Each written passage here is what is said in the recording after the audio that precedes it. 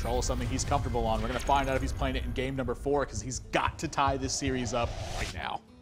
Yeah, I fully expected this show, just running it back, and he's going to get the same matchup. Yeah, Neirea, very close to the last game. Is it going to be close in this one? I mean, his opening hand, once again, looks pretty darn good in this situation. I actually think it's a little bit better than last game. Yeah, just early interaction in Dark Bomb, then with the Twilight Drake. Now he has an antique heal bot behind this as well. Yeah, SjoW realizes that getting out on the board early is the way that you have to win this matchup. No Mortal Coil either, so getting a little bit rewarded. I mean, yeah, if they don't have Mortal Coil here, it's like perfectly fine just to play the Abusive Sergeant here and just get some extra damage in. I love that he's going to play the Sun Fury Protector here. Yeah, Neirea knows this matchup pretty much inside and out. You have to get on the ground running. You have to be able to pick off threats. When you're going second and you can have it on the coin, that's really a scenario for it. Yeah, it's also worth 2 cards a lot of the times. You know, if he were to just have Mad Scientist as his only other play here, he could take care of 2 minions here for the price of 1. Yep, second Antique Eelbot gets added.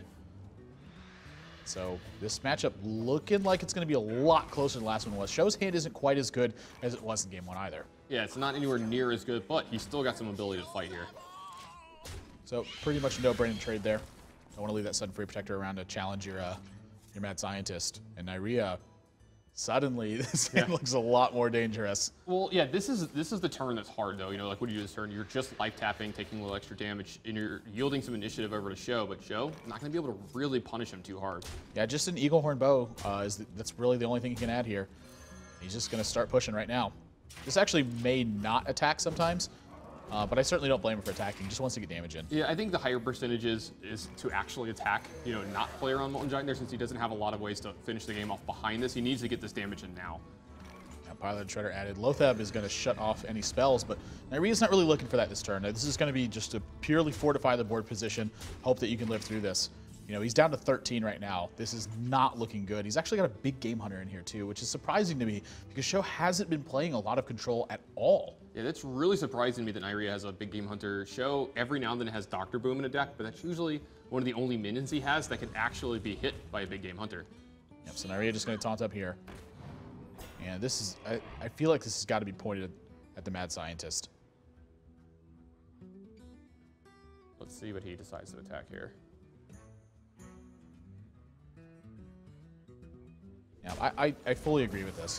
He has to play around Iron Big Owl as much as he can.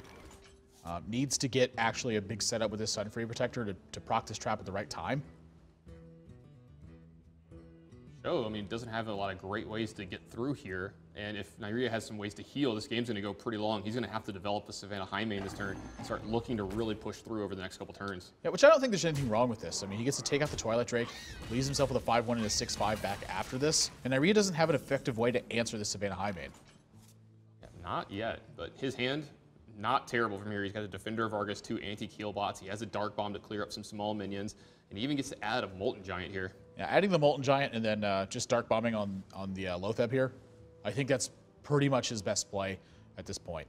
So many possibilities. He's going to take his time. He's got so many options whenever you're playing Handlock. Your hand always just chock full in the mid to late game. And the decisions mean so much too. I mean, if he goes the wrong direction at any step of this game, he's completely out of it. Yeah, it may look easy to play games where you always have so many cards, but it's actually pretty difficult because all your cards, they have specific uses for them. Which is kind of funny because it's also kind of difficult to play when you don't have a lot of options. Have to make all the right steps.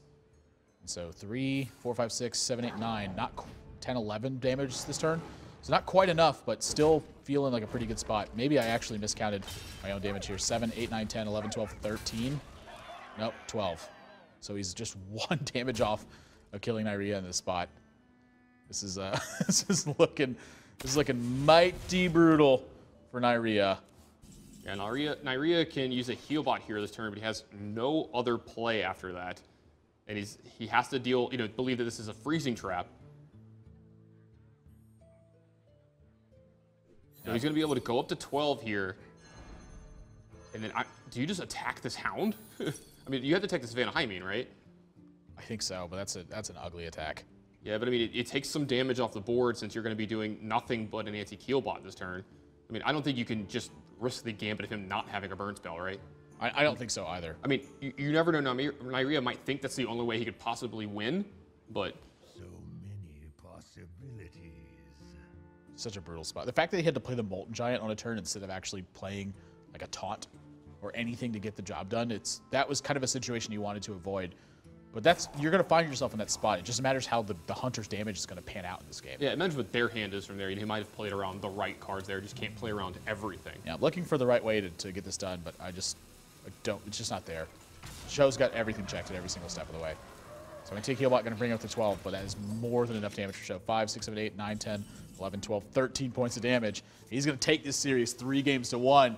Neirea, his pick's looking a little bit shaky in this match. Yeah, he's looking a little bit shaky in this match too. I think that's kind of getting to him that, losing this match, he's not guaranteed for the playoffs anymore.